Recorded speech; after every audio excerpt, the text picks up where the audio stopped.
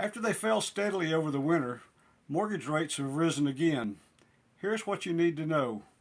This graph shows how rates have changed lately. As you can see, there's been a lot of volatility.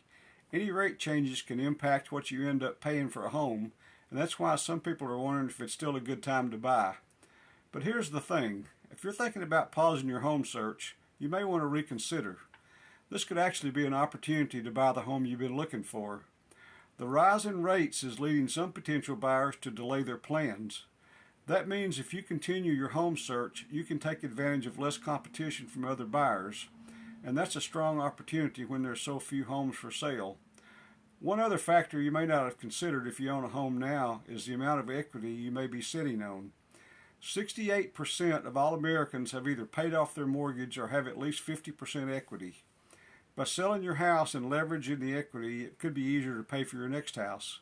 So whether you're downsizing to plan for retirement or upsizing to accommodate a growing family, your equity can be put to work for you.